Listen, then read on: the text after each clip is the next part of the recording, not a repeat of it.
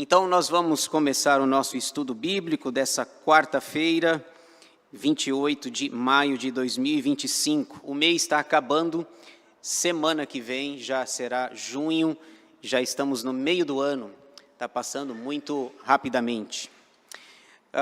Muito bem, deixa eu passar o próximo aqui. Recapitulação. Na quarta-feira passada, o pastor Nelson falou sobre o Salmo 19, que é um salmo conhecido da palavra de Deus, e o tema que o pastor usou na ocasião foi as manifestações da grandeza de Deus. E ele destacou em linhas gerais que Deus se manifesta ou mostra a sua grandeza de pelo menos duas formas ou duas maneiras. Vamos ler aí pelo menos 2 versículos do Salmo 19 e aí nós já entramos no próximo. Acompanhe aí, por favor, Salmo 19. Veja, Deus manifesta a sua grandeza primeiro na criação. Salmo 19, 1. Os céus proclamam a glória de Deus e o firmamento anuncia as obras das suas mãos. Muito bem. E Deus também manifesta a sua grandeza através da sua palavra, através da Escritura Sagrada. Salmo 19, 7, o salmista diz: a lei do Senhor é perfeita e restaura a alma. O testemunho do Senhor é fiel e dá sabedoria aos simples. Então, vejam que interessante. Alguém poderia perguntar, como é que nós podemos conhecer a Deus? Como que nós podemos saber que Ele existe? A resposta que nós poderíamos dar para um descrente, para alguém que não tem familiaridade com a igreja, que não tem o hábito de frequentar uma igreja, a resposta que nós poderíamos dar é, nós podemos mostrar ou provar que Deus existe de duas formas. A teologia chama isso de revelação natural e revelação especial. Deus se revela na natureza, ou seja, através das coisas criadas, e a outra revelação é chamada de revelação especial. Deus se revela nas Escrituras. Então, como podemos conhecer a Deus? O versículo 1 diz, através da criação. Vá lá fora, olhe para o alto. Se você morasse no interior, você ia ver o céu estrelado. Vá lá fora, contemple a criação. É como se você pudesse dizer, essa é a obra-prima da criação de Deus. E também ele se revela na sua palavra. Versículo 7. Quando nós lemos a Bíblia, nós vamos ficar sabendo, por exemplo, João diz, Deus é amor. Então está revelando o caráter de Deus. Em outro lugar nós vamos ler, Deus é luz. Em outro lugar nós vamos ver, Deus é espírito. Então são sinais de quem é Deus. Então foi isso que o pastor Nelson falou na quarta-feira passada, as manifestações da grandeza de Deus, na criação e na palavra, ou na Escritura.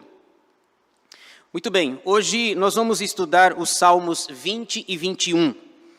O tema que eu dei para estes 2 salmos, que serão objetos do nosso estudo, é expressões de Davi para com Deus. Então, são 2 salmos pequenos, a nossa ideia, o nosso objetivo é estudar os 2.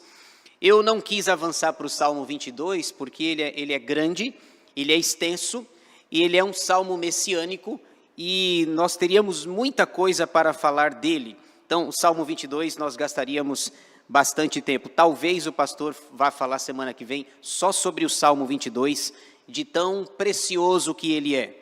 Talvez ele seja o salmo mais messiânico do saltério. Então, eu preferi ficar nesses 2 que são curtinhos, são menores, mas não significa que tenha menos conteúdo, tá bom? Então, o título aí que eu dei para os 2 salmos é Expressões de Davi para com Deus. Esboço dos Salmos 20 e 21. Eles estão divididos em 2 partes. Primeira, uma expressão de confiança em Deus, Salmo 20. E segunda, uma expressão de gratidão a Deus, Salmo 21. Então, duas palavras resumem estes dois salmos. A palavra que resume o Salmo 20 é confiança, e a palavra que resume o Salmo 21 é gratidão. Confiança e gratidão. Então, Davi vai mostrar duas expressões para com o seu Deus, o Deus que ele ama, o Deus que ele serve. A primeira expressão, Salmo 20, é uma expressão de confiança, e a segunda expressão é uma expressão de gratidão. E vocês vão perceber, à medida que nós vamos expor os dois salmos, que pelo menos para mim ficou claro o seguinte: no Salmo 20 ele pede, e no Salmo 21 ele agradece. Parece que o pedido que ele faz no 20, Deus atende, e no 21 ele agradece por Deus ter atendido o seu pedido. Então você vai perceber, eu acho que na leitura nós vamos perceber, dá-nos essa impressão, ele pede algo no 20, e no 21 ele agradece pelo algo alcançado do 20. Então vocês vão ter essa impressão, pelo menos foi a impressão que eu tive. Então, uma oração e uma gratidão, um pedido ou um agradecimento é o tema e o assunto destes dois salmos. Então vamos lá. Salmo 20, são duas expressões, vamos ver a primeira. Uma expressão de confiança em Deus. Os salmos são pequenos, dá para a gente lê-lo todo. Então eu vou ler aí o Salmo 20 todo. Ao mestre de canto, Salmo de Davi. O Senhor te responda no dia da tribulação, o nome do Deus de Jacó te eleve em segurança, do seu santuário te envie socorro e desde Sião te sustenha. Lembre-se de todas as tuas ofertas de manjares e aceite os teus holocaustos. Conceda-te segundo o teu coração e realize todos os teus desígnios. Celebraremos com júbilo a tua vitória.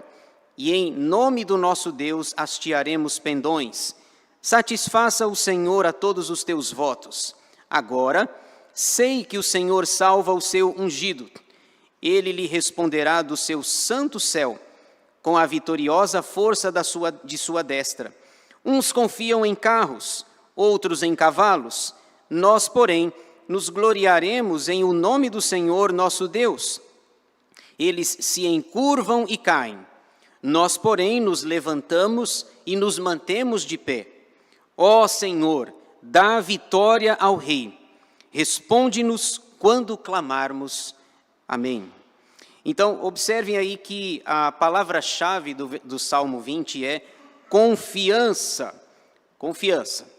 Ele diz aí no versículo 7, uns confiam em carros, outros em cavalos. No entanto, ele confia em Deus, confia no Senhor. Vamos ver então aí, vamos observar alguns detalhes do Salmo 20. A primeira coisa que eu quero destacar aí é o título. Os irmãos já sabem, né? Tem dois títulos, às vezes tem um só. O título em negrito e o título em itálico. O título em negrito é a oração a favor do rei. E o título em itálico faz parte do versículo 1, ao mestre de canto, Salmo de Davi. Então, tudo que nós sabemos sobre o ambiente deste salmo, sabemos duas coisas: a sua dedicatória e a sua autoria. A quem ele foi dedicado e quem é o seu autor. É tudo que nós sabemos do Salmo 20. Então, sobre a dedicatória, ele diz: o salmo é ao mestre de canto. Nós já falamos isso daqui, mas vale a pena repetir. Davi tinha nos seus dias, você pode observar isso no final das crônicas, 1 Crônicas, capítulo 25, ele vai separando lá os cantores, os levitas, os responsáveis pelo culto, aqueles que vão fazer a segurança lá no templo, no tabernáculo. Então, ele na época dele tinha 3 mestres mais conhecidos: Asaf, Remã e Jedutum.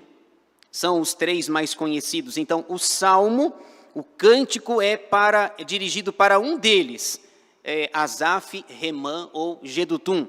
Então, o que nós sabemos? A sua dedicatória, ele foi escrito para um desses 3 mestres da adoração.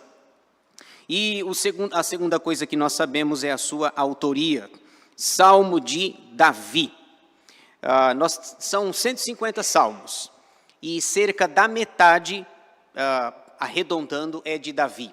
Ao certo, 73 dos 150 salmos foram escritos por Davi. Mas se nós arredondarmos aí, dá 75, dá a metade da autoria de Davi. Então, ele dedica o salmo para um destes cantores e ele é o autor deste salmo. O salmo está dividido em 3 partes, nós vamos ver aí cada uma delas. Os salmos são pequenos, dá para a gente detalhá-los mais. Primeira parte, o seu desejo declarado, versículos 1 a 5. Vamos analisando aqui. Versículo 1. O Senhor te responda no dia da tribulação, o nome do Deus de Jacó te eleve em segurança. Então, ele está pedindo no versículo 1 a bênção de Deus, o favor do Senhor, que Deus possa respondê-lo no dia da tribulação. E o salmo é escrito para o rei, que é ele mesmo.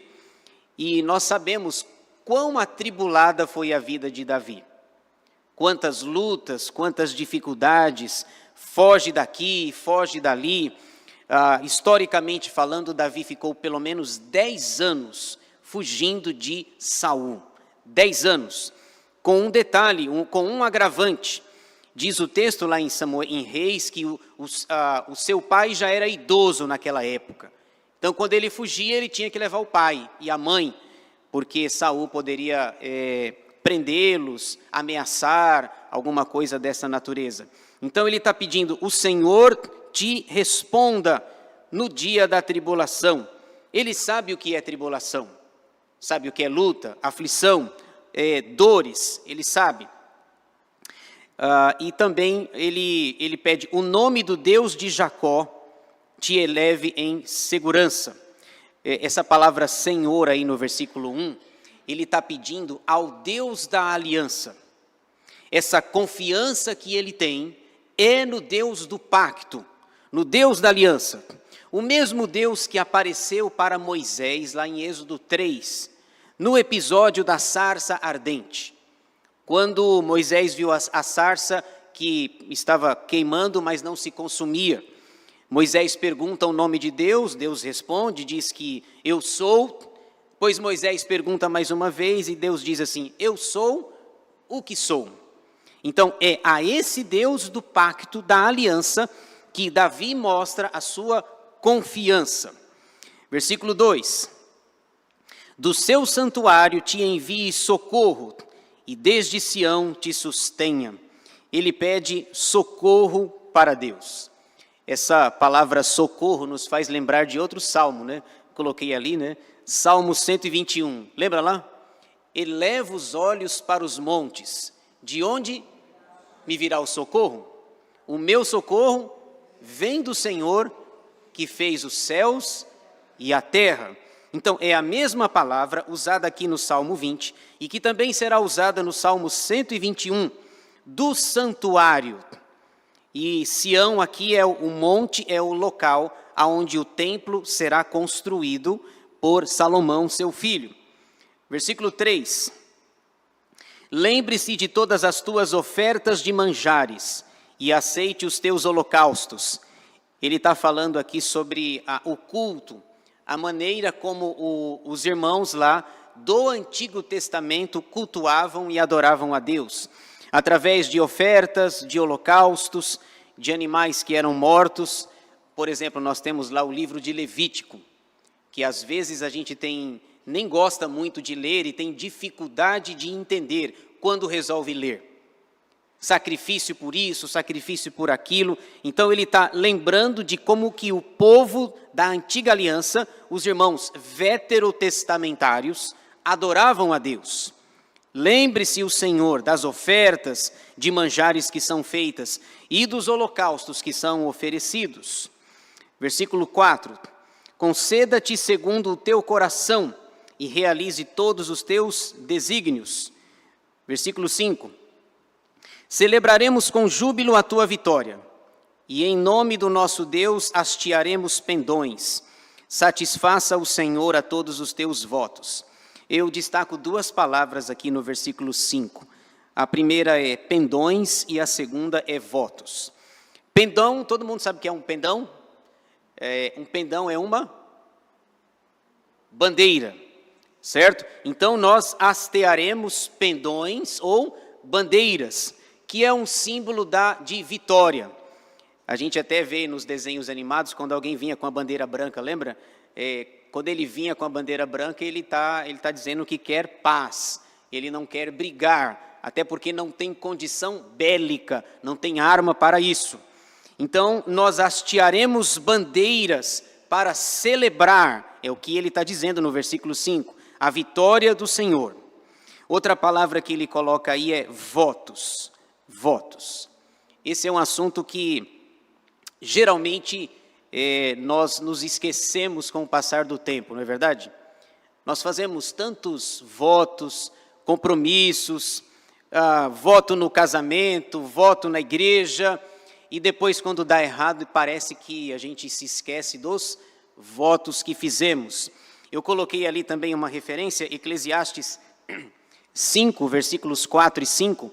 O sábio Salomão diz assim, olha, quando a Deus fizeres algum voto, não tardes em cumpri-lo, porque Deus não se agrada de tolos.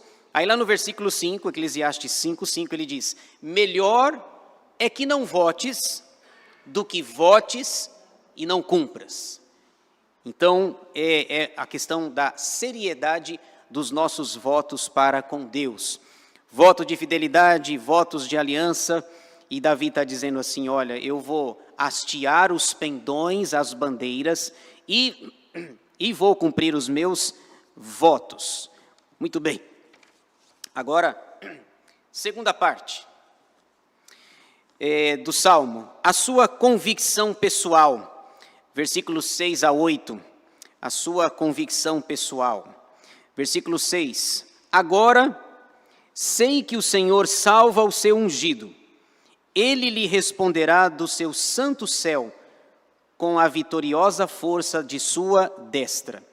Essa palavra ungido, ela é interessante aqui no versículo 6, nós sabemos, e ficamos sabendo disso no livro dos reis, os reis eram ungidos para governar. Na ocasião da sua unção, da sua ordenação lá, eles eram ungidos.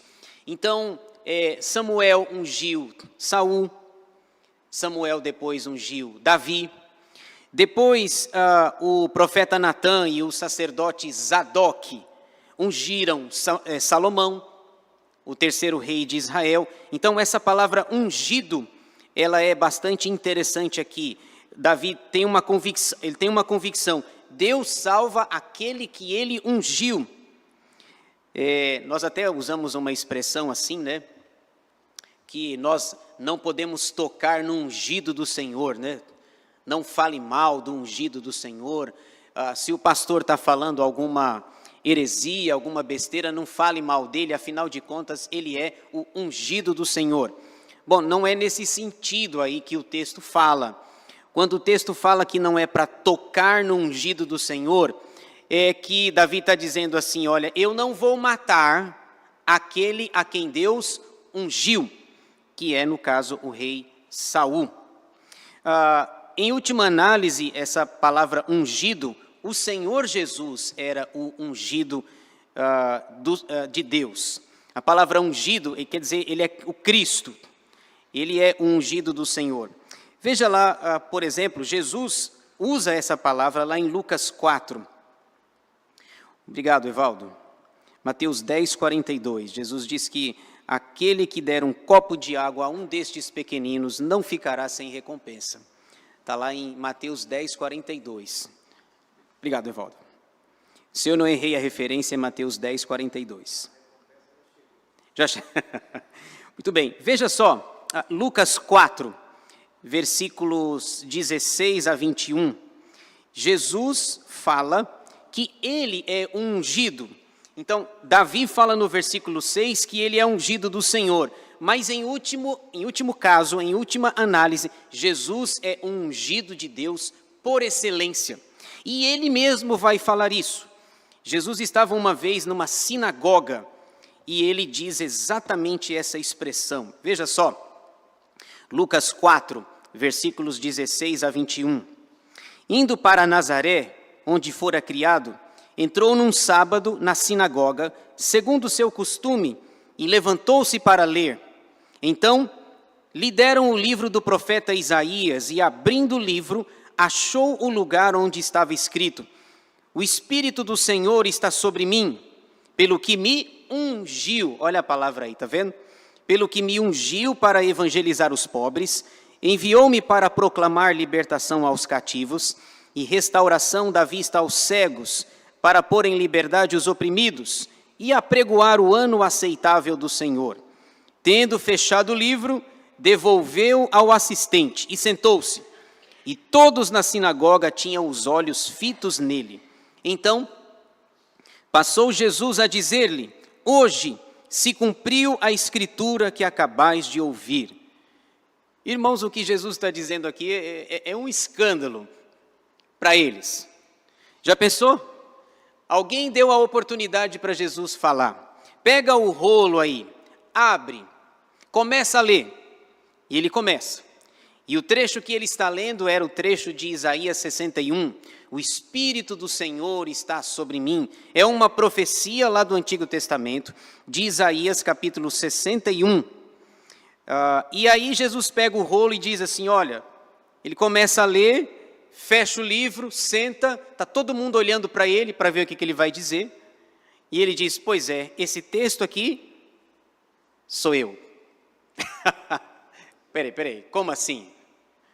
A gente dá a palavra para você e aí você dá a oportunidade para você e você vem com essa conversa aí? Pois é, ele fecha, devolve o livro e Jesus diz assim, hoje se cumpriu Isaías 61, versículos 1 e 2. Eu sou aquele de Isaías 61. Então, ele lendo no versículo 18, não tem problema nenhum.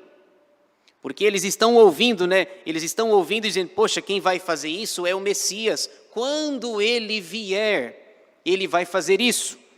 E aí no versículo 21 ele diz, hoje se cumpriu a escritura que acabais de ouvir. E tem um detalhe, Jesus leu metade do texto e a gente nem percebe. Quer ver? Lá em Isaías 61 é dito que Jesus virá, ele é ungido do Senhor, e também Isaías 61 fala do dia da vingança. Ele vai trazer pregação, o evangelho, mas ele vai trazer vingança também. Mas observem que Jesus leu o texto, não falou em nenhum momento de vingança. Por quê? Por que Jesus leu apenas a metade do texto? É a pergunta que não quer calar. E Jesus fez de propósito, porque Isaías 61 fala, o Espírito do Senhor me ungiu para pregar o Evangelho, e fazer isso, trazer libertação, mas Jesus não falou de vingança. Sabe por quê? Porque aquele Jesus que está na sinagoga de Nazaré, lendo o rolo do livro da lei, lendo a palavra de Deus, que ele fala que se cumpriu isso aqui, Jesus leu apenas uma parte, porque ele diz, olha, vamos por partes. Por partes é sempre melhor. Vamos por partes. Na minha primeira vinda, eu venho trazer o Evangelho. Na minha segunda vinda, eu trago a vingança. Percebam? Lá em Isaías 61, o profeta fala da primeira vinda de Jesus e fala da segunda vinda de Jesus. Isaías fala que Jesus traria o ano aceitável e também traria a vingança. Mas aqui em Lucas 4, Jesus omite a palavra vingança de propósito para dizer, por enquanto, sem vingança. Eu vim cumprir a minha missão, morrer, ser pendurado na cruz, ressuscitar. A vingança é depois. A vingança que ainda nem, Isaías 61, a outra metade ainda nem se cumpriu, porque a vingança ainda não aconteceu. E Jesus diz, olha, hoje se cumpriu a escritura que acabais de ouvir, sou eu. Isaías 61 fala de mim, e a vingança deixa para depois. A escritura vai dizer assim, a mim me pertence a vingança, não é assim? Eu é que retribuirei, diz o Senhor. Tudo isso por causa, agora volte para o Salmo 20, tudo isso por causa da palavra ungido. Davi diz, eu sei que o Senhor salva o seu ungido, tanto eu, que sou um protótipo, quanto o maior, Jesus Cristo, quando vier, que vai proclamar o evangelho aos cativos e vai trazer a vingança e o ano aceitável do Senhor. Versículo 7, ele diz, uns confiam em carros, outros em cavalos, nós, porém, nos gloriaremos em o nome do Senhor, nosso Deus. Está claro aqui em quem ele confia, ele que é ungido do Senhor. E eu me lembrei aqui, né, no versículo 7, aqueles 2 versículos que estão ali, né? Lembra do Salmo 125:1, reforça essa ideia. Os que confiam no Senhor são como um monte de Sião, que não se abala, mas permanece firme para sempre. Também podemos ver aí o Salmo 33:17, que eu selecionei, veja só. Expressa também essa confiança. Salmo 33, a ideia de confiar em cavalo. 33:17, o cavalo não garante vitória, a despeito de sua grande força, a ninguém pode livrar. Observe, cavalo aqui é símbolo de luta, de confronto, de poderio. Naquela época os cavalos iam para as guerras, quem tinha mais exército, mais cavalos, e aí Davi diz assim, olha, tem gente que confia no cavalo, tem gente que confia na força do animal, na espada, nós confiamos em Deus. Aliás, vocês já repararam que, via de regra, quando Israel ia para a guerra, ele estava numericamente inferior? Lembra? Jesus vai dizer lá em Lucas, no Evangelho de Lucas, que ninguém vai para uma guerra, você não vai com uma guerra com 10.000 soldados se os seus inimigos são 20.000. Ninguém faz isso. Somente Israel fazia. Às vezes eles vão enfrentar inimigos numerosos. Lembra dos lá de Gideão, lá, os midianitas? Diz o texto que eles eram numerosos como gafanhotos. E Deus diz assim, se apresentam 32.000 homens e Deus vai peneirando, faz o teste das águas lá, e apenas 300 homens. Uma multidão que parece gafanhotos contra 300. Israel é o único exército que numericamente sempre esteve inferior. Mas eles têm um soldado diferenciado, chamado de o Senhor dos Exércitos. Em hebraico, Yahvé Tsevaot, o Senhor dos Exércitos. Davi diz, uns confiam em cavalos, nós, porém, confiaremos no Senhor. Veja, que interessante, eu coloquei uma frase ali, tem um rei que confiou nos médicos. Lembra quem é? Os irmãos lembram o nome dele? Um rei que depois de ter se fortalecido, ele confiava em Deus, mas num determinado momento da vida dele, ele resolveu confiar nos médicos. Lembra desse rei? Então vamos conhecê-lo. Vamos lá, 2 Crônicas.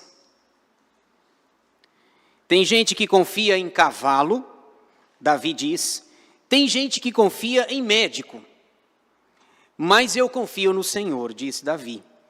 Veja aí, 2 Crônicas 16:12, o nome desse homem, desse rei, que confiou em médico. Tem gente que confia em cavalo. 16:12 diz assim, de 2 Crônicas, no 39º ano do seu reinado, caiu Asa doente dos pés. A sua doença era em extremo grave. Contudo, na sua enfermidade não recorreu ao Senhor, mas confiou nos médicos.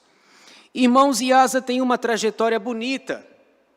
Asa reinou 41 anos em Judá. E ele tem uma trajetória boa. No 39º ano, portanto, quase no final do seu governo, ficou doente dos pés. Ele não recorre a Deus, ele diz, eu confio nos médicos. Veja, irmãos, os médicos são uma bênção do Senhor, mas eles não estão acima do Senhor. A gente não fala geralmente, né, quando tem alguém doente, o médico deu a palavra final e disse que não tem mais jeito, a pessoa vai morrer, não tem mais solução. Aí vem alguém, geralmente um cristão, e diz assim: mas nós confiamos no médico dos médicos, no médico por excelência. E Asa disse assim: não, eu tenho uma equipe boa, eu tenho uma medicina boa. Confiou no Senhor depois de quase 40 anos, vendo o que o Senhor fazia. Davi diz assim: tem gente que confia no cavalo, tem gente que confia nos médicos. Nós confiamos no Senhor. E veja que novamente aí, no versículo 7, ele une dois nomes de Deus, Senhor com letras maiúsculas, referindo-se ao Deus da aliança, nosso Deus. Deus aqui é Elohim, é o Deus Todo-Poderoso, é Gênesis 1:1, lembra? No princípio criou Deus os céus e a terra. Em hebraico, é o único versículo que eu ainda lembro em hebraico, né? Vou citar para vocês, depois eu traduzo, tá? Bereshit bara Elohim et hashamayim ve'haaretz. No princípio criou Deus os céus e a terra. Davi diz: nós confiamos. Tem gente que confia em cavalo, tem gente que confia em médico. Nós confiamos em Iavé, Deus do pacto, e em Elohim, o Deus Todo-Poderoso. Versículo 8. O resultado dessa confiança. Vamos ver o que acontece em quem confia em cavalo e em quem confia em Deus. Eles se encurvam e caem, os que confiam nos cavalos. Nós, porém, nos levantamos e nos mantemos de pé.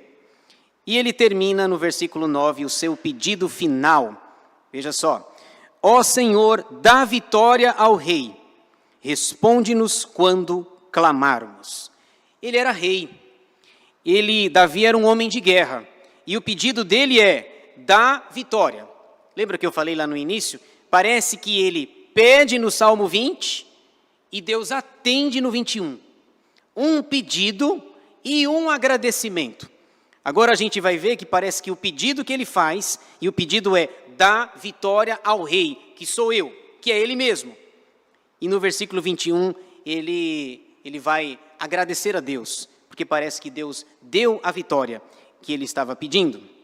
Então vamos ver aí na parte final, o Salmo 21. Uma expressão de gratidão a Deus. A primeira expressão é de confiança e a segunda expressão é de gratidão. Vamos ver aí alguns detalhes do Salmo 21. O primeiro detalhe, novamente, é o título, e o título é muito parecido com o que nós falamos do título do Salmo 20. Tudo que nós sabemos é a sua dedicatória e a sua autoria. Ao mestre de canto é a dedicatória, um dos três lá que lideravam o louvor. E a sua autoria, ele é um salmo de Davi. O salmo está dividido em três partes. Primeira, a sua declaração pessoal, versículos 1 a 7. Veja só: na tua força, Senhor, o rei se alegra e exulta com a tua salvação. Ele fala de alegria. A alegria dele estava em Deus, estava no Senhor, na força do Senhor. Não em cavalo, não em médico, mas no Deus do pacto, que trazia a salvação para o seu ungido, ele mesmo. Então, e por falar em alegria, eu coloquei ali, né? Filipenses 4:4. Alguém lembra o que está escrito lá? Isso aí, está esquentando. Filipenses 4:4, o apóstolo Paulo fala: olha, aonde é que a gente deve colocar a nossa alegria? Alegrai-vos sempre no Senhor, outra vez digo, alegrai-vos. Duas vezes ele cita esse versículo, Paulo, lá em Filipenses 4:4. A nossa alegria não está em cavalos, nos médicos. A nossa alegria está no Deus do pacto que nos concede a salvação. Muito bem, versículo 2. Satisfizeste-lhe o desejo do coração. É a ideia de que parece que o pedido dele do 20 foi atendido. E não lhe negaste as súplicas dos seus lábios. Pois o supres das bênçãos de bondade, põe-lhes na cabeça uma coroa de ouro.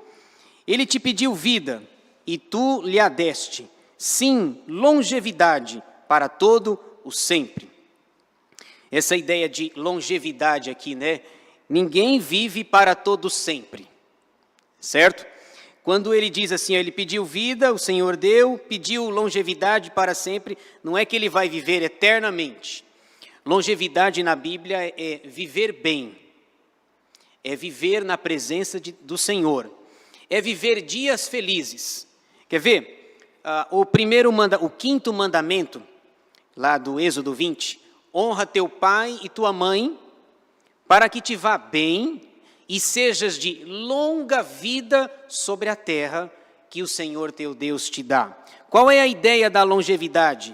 Não é que a gente vai viver mais, porque lá no Salmo 139 está escrito, né? 139:16, que os nossos dias estão todos escritos, contados, cada um deles, quando nenhum deles havia ainda, o primeiro e o último. Então, longevidade na Bíblia é viver bem, é viver na plenitude de Deus. E tem um salmo que eu não me recordo agora de cabeça, que diz que na presença de Deus há plenitude de alegria. Na presença dele, delícias perpetuamente. Então ele pede longevidade. E essa longevidade para todos sempre, somente um tem uma longevidade para sempre, né? Que é o Senhor Jesus, do qual ele é descendente, do qual de Davi virá o Messias. Somente Jesus Cristo tem essa longevidade. Somente ele vive para todo sempre. Lá em João 8, sendo questionado pelos religiosos, ele diz assim, olha, você não tem 50 anos e está falando essas coisas, está falando que conheceu Abraão? E Jesus diz assim, antes que Abraão nascesse, eu sou. Ou seja, eu já existia antes de Abraão. Sou mais antigo do que o pai de vocês, Abraão. Então, essa longevidade para todo sempre, somente Jesus Cristo tem. Muito bem, versículo 5. Grande lhe é a glória da tua salvação, de esplendor e majestade o sobrevestiste, pois o puseste por bênção para sempre e o encheste de gozo com a tua presença. O rei confia no Senhor, e pela misericórdia do Altíssimo jamais vacilará. Observem no versículo 7 que, novamente, ele inclina o seu pensamento para a confiança em Deus. Ele já havia dito isso no Salmo 20, né? Também no versículo 7, 20, versículo 7 e 21:7, em ambos os salmos ele mostra que confia em Deus. Uns confiam em carros, versículo 7 do Salmo 20. E no 21:7 ele diz, o rei confia no Senhor, e pela misericórdia do Altíssimo jamais vacilará. Essa expressão Altíssimo é interessante, Altíssimo com letra maiúscula, né? É um nome, é um título que é dado para Deus. Os judeus, eles tinham tanto medo de quebrar o terceiro mandamento, não tomarás o nome do Senhor teu Deus em vão, que por vezes eles chamavam Deus de Altíssimo. Deus é o Altíssimo, para não quebrar o mandamento, para não tomar o nome do Senhor teu Deus em vão. E interessante, né? Todo esse cuidado que a Bíblia tem, e às vezes você vê pessoas chamando Deus de você, né? Você. Tem alguém que vocês conhecem, eu acho que bem, tem alguém que chama até de cara, né? Já viram essa? Já viram? Tudo o que eu quiser, o cara lá de cima vai me dar. Só que tem um detalhe, esse cara é outro. Esse cara não é Deus. Tudo o que eu quiser, o cara lá de cima, eu só não sei se ele está lá em cima, né? mas o cara não é Deus. Até porque seria uma total falta de respeito e de reverência para com o nome santo de Deus. Inclusive, nós nem sabemos qual é o nome de Deus. Não sabemos. Moisés perguntou um dia para Deus, qual é o teu nome? E Deus falou apenas, o máximo que a gente sabe é o tetragrama sagrado, é o Iavé, são aquelas consoantes, YW, acho que WH ou alguma coisa assim, são 4 consoantes. Não sabemos o nome de Deus. Senhor, Iavé, seria Iavé, Jeová, Javé, não sabemos o nome dele. Aí vem uma abençoada aí e chama de cara. Mas esse cara é outro. E esse cara não está lá em cima. Na minha perspectiva escatológica, ele está lá embaixo. Nas profundezas. Eu ia falar nas profundezas do inferno, né? Certo? Tudo isso por causa de um nome. Diga, seu Carlos.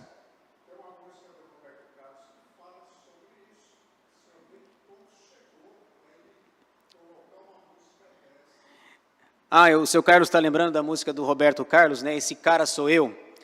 Talvez esse cara sou eu seja ele mesmo, né? Esse cara sou eu. É o que é o romântico e assim por diante. Muito bem, agora segunda parte para a gente finalizar aqui. A sua afirmação segura. Davi vai dizer nos versículos 8 a 12, ele vai fazer uma declaração segura e vai dizer assim, Deus vai acabar com os ímpios. Deus vai destruir os inimigos. É o que ele vai dizer aí em linhas gerais, nos versículos 8 a 12. Veja, então, ele é uma afirmação segura, firme, consciente. Versículos 8 a 12. A tua mão alcançará todos os teus inimigos. A tua destra apanhará os que te odeiam. Tu os tornarás como em fornalha ardente. Quando te manifestares, o Senhor, na sua indignação, os consumirá, o fogo os devorará. Destruirás da terra a sua posteridade e a sua descendência, de entre os filhos dos homens. Se contra ti intentarem o mal e urdirem intrigas, não conseguirão efetuá-los. Porquanto lhes farás voltar as costas e mirarás o rosto deles com o teu arco. Resumindo, Davi diz assim, olha, nenhum inimigo vai sobreviver. Nenhum inimigo vai prevalecer. Eles serão destruídos. Todos os que odeiam o Senhor serão derrotados. Lembra que Paulo vai dizer no Novo Testamento? Se o Senhor é por nós, quem será contra nós? O problema é quando o Senhor está contra nós. Se o Senhor é contra nós, quem será a favor de nós? Então ele diz, nos versículos 8 a 12, os inimigos serão apanhados, serão destruídos. Ele fala que não vai ter posteridade, não vai ter descendência, e ele usa uma expressão aqui, né, fogo. Ele fala de fogo no versículo 9. Fala de fornalha e de fogo. O fogo os devorará. E mais uma vez eu queria, para a gente encerrar, ler um texto de Jesus. Jesus fala sobre essa destruição dos ímpios, que serão destruídos pelo fogo. Aliás, um detalhe, né, uma curiosidade, esse mundo não vai mais ser destruído com água, certo? Aí falando, que alívio, que bênção.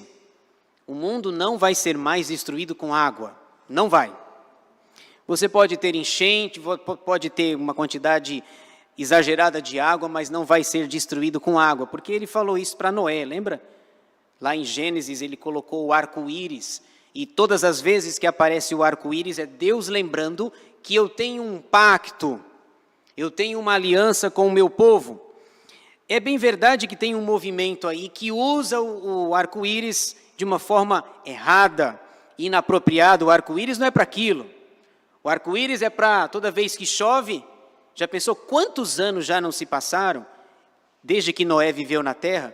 E aí você chove, tem gente que tira até foto, né? Quando aparece o arco-íris, tira foto. Aquilo ali é Deus falando assim, opa, é Deus, claro que Deus não esquece, né? É Deus lembrando e nos fazendo lembrar da aliança que Ele tem. Então, o mundo não vai se acabar mais com água, mas agora eu tenho uma informação, ele vai ser acabado com fogo. Nossa, pastor, que consolo, viu? Que consolo, ninguém vai morrer afogado, mas aí vai morrer queimado. Esse é um detalhe interessante, o apóstolo Pedro fala na sua segunda carta, que ele fala de um incêndio cósmico, um incêndio mundial. Às vezes você vê uma queimada localizada, a gente já fica horrorizado, mas Pedro diz assim que por ocasião da segunda vinda de Jesus, os céus incendiados se desfarão. Então o que Davi está dizendo aqui, falando que os inimigos vão ser destruídos como se fossem colocados numa fornalha, ou se fossem destruídos pelo fogo, é só um aperitivo do que vai acontecer com aqueles que não servem a Deus. Aliás, nós já tivemos um exemplo disso, viu, gente? Na Bíblia, a ideia de um mundo acabando com fogo, nós já tivemos um incêndio em miniatura. Já aconteceu, lembra? Aconteceu lá em Gênesis. Um incêndio em miniatura, quando Deus derramou fogo do céu em Sodoma e Gomorra. Nós já temos um exemplo de um incêndio em miniatura, que atinge e destrói Sodoma e Gomorra, que Deus disse para Ló, não olhe para trás, né? Lembra? Lembrai-vos da mulher de Ló. É o que Lucas vai dizer. Não olhe para trás, olhe para frente. E aí ela, talvez, todo mundo ia ficar curioso, né? Em olhar para trás. E ela virou estátua de sal. Então nós já tivemos um incêndio em miniatura, de fogo caindo do céu, que destrói em 2 cidades, Sodoma e Gomorra, que no restante da Bíblia serão exemplos de punição. Se nós já tivemos um incêndio em miniatura, vocês acham que Deus não vai ter um incêndio geral? Já tivemos a miniatura e Deus é poderoso para mandar um global, um para todos. Jesus também fala desse fogo que vai destruir os inimigos, e é esse texto que eu quero ler para encerrar com os irmãos, Marcos 9. Veja aí, o texto de Marcos capítulo 9. Davi diz que Deus vai destruir os inimigos, como se eles fossem colocados numa fornalha ou no fogo. Marcos 9, versículos 42 a 48. Jesus diz assim, e quem fizer tropeçar a um destes pequeninos crentes, melhor lhe fora que se lhe pendurasse ao pescoço uma grande pedra de moinho e fosse lançado no mar. E se a tua mão te faz tropeçar, corta-a, pois é melhor entrares maneta na vida do que tendo as 2 mãos, ires para o inferno, para o fogo inextinguível, ou fogo que não se apaga, onde não lhes morre o verme, nem o fogo se apaga. E se teu pé te faz tropeçar, corta-o. É melhor entrares na vida aleijado, do que tendo os 2 pés seres lançado no inferno, onde não lhes morre o verme, nem o fogo se apaga. E se um dos teus olhos te faz tropeçar, arranca-o. É melhor entrares no reino de Deus com um só dos teus olhos, do que tendo os 2 seres lançado no inferno, onde não lhes morre o verme, nem o fogo se apaga. Então, voltando para o Salmo 21, versículos 8 a 12, Davi diz que os inimigos de Deus serão destruídos, como que postos numa fornalha, num fogo, e serão derrotados, consumidos. Versículo 13, a sua promessa final, último versículo. Exalta-te, Senhor, na tua força, nós cantaremos e louvaremos o teu poder. É uma promessa. Nós vamos cantar e vamos louvar, porque o Senhor é poderoso.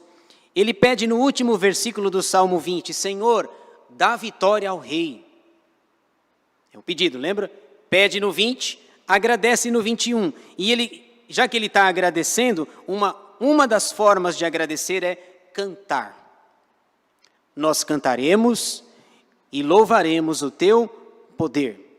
Salmo 96, cantai ao Senhor um cântico novo. Cantai ao Senhor todas as terras. E o último versículo do Salmo 150. Todo ser que respira, louve ao Senhor. Nós cantaremos e louvaremos o teu poder. Para encerrar aqui, rapidinho, o que podemos na aplicação, o que esse texto tem a ver conosco? O que podemos aprender dos Salmos 20 e 21? Destacamos 4 lições importantes para nós. Primeira, agradecer a Deus pelas vitórias. No Salmo 20, versículo 5, ele faz isso. Celebraremos com júbilo a tua vitória. Você é uma pessoa agradecida a Deus pelas vitórias? É preciso que nós agradeçamos. Talvez você diga, mas pastor, qual vitória? Ou quais vitórias? Parece que não acontece nada na minha vida, na nossa vida, acontece sim. Deus cuida, Deus abençoa, Deus supre, você tem casa, você tem um teto, você tem 3 refeições, eu imagino, né? Alguns 4, alguns, se forem no acampamento aqui da igreja, 5, 5 refeições. Então, nós temos sim que agradecer pelas vitórias. E às vezes, irmão, às vezes a gente vai tão no automático, vocês já repararam a oração que a gente faz quando vai agradecer o alimento? É tão rápido, é tão automático, né? Parece que aquele prato surgiu na nossa frente, mas foi a bênção do Senhor, a provisão do Senhor. Eu já contei para vocês aqui a oração do seminarista, não já? A oração do seminarista faminto, né? Ele chega do seminário, tem aula até 1h da tarde, espero que o Felipe não esteja fazendo essa oração lá do parque. Ele chega, a comida está pronta e ele diz assim, Senhor, faça mal ou faça bem, em nome de Jesus, amém. É um pecador, viu? Como assim? E aí eu contei para vocês também, tem a oração do super calvinista. A oração do super calvinista é mais resumida ainda, né? Ele olha para o prato e diz assim, Senhor, tu sabes. Como assim? Não, eu sei que Deus sabe. Sabe o quê, né? Eu sei que tu sabes, mas Ele quer que você diga. Tu sabes que eu ia agradecer, mas vamos encurtar a conversa, né? Não, gente, as 2 orações são ruins. Faça mal ou faça bem, em nome de Jesus, amém. Não orem assim, viu? Agradeça a Deus pelas vitórias alcançadas. Deus tem sido bom, tem sido bondoso. Deixa eu falar uma vitória rapidinha minha aqui, né? No domingo, acho que os irmãos estavam aqui e pediram para o Daniel orar, né? Para todo mundo era só mais uma oração, né? Mas para o pai não é, né? E a gente estava aflito com ele, com medo que ele errasse, alguma coisa assim, né? Agradeça a Deus pelas vitórias. Para a igreja inteira é só mais uma oração, não é? Mas é a oração do seu filho, que é adolescente, que você viu ele outro dia pequenininho, pegou no colo. Então, para mim, não foi só mais uma oração. É só mais uma oração, só mais um culto. Agradeça a Deus pelas vitórias. Puxa pela memória aí. 2. Confiar no socorro divino. Salmo 20, versículo 7. Davi diz que tem gente que confia em cavalos, o rei Asa confiou na medicina, e você? Confia em quem? Confiar no socorro do Senhor. Eleva os olhos para os montes. De onde me virá o socorro? O meu socorro vem do Senhor, Criador dos céus e da terra. 3, Deus responde às nossas orações. 21:2, Davi diz, satisfizeste-lhe o desejo do coração e não lhe negaste as súplicas dos seus lábios. Sabe o que ele está dizendo? Deus me respondeu. O pedido que eu fiz no Salmo 20, versículo 9, dá vitória ao rei, ele respondeu, satisfizeste-lhe o desejo do coração. A implicação disso é que Deus responde às nossas orações. Pode não ser do jeito que você quer, mas ele responde. 4. Louvar ao Senhor pelo seu poder. O último versículo 21:13, Davi diz que nós cantaremos e louvaremos o teu poder. É preciso que nós cantemos, louvemos, adoremos ao nosso Deus. Quem é o nosso Deus?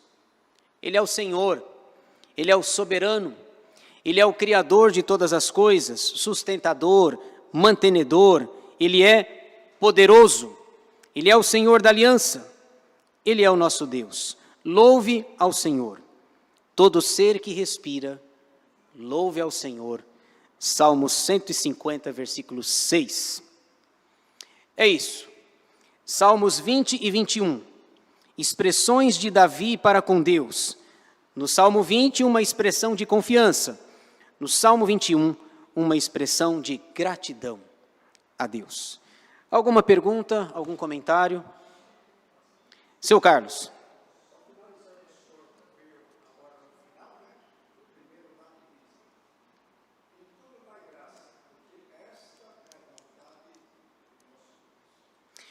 Exatamente, o seu Carlos está lembrando, é 1 aos Tessalonicenses, acho que 5:17, se eu não me engano, né?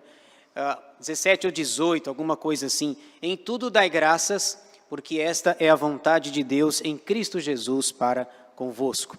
Deus não quer um povo reclamão, murmurador. A gente sabe o que aconteceu com os murmuradores lá, né? Da antiga aliança. Não entraram na terra prometida. Nós vamos orar então, vamos encerrar o nosso estudo.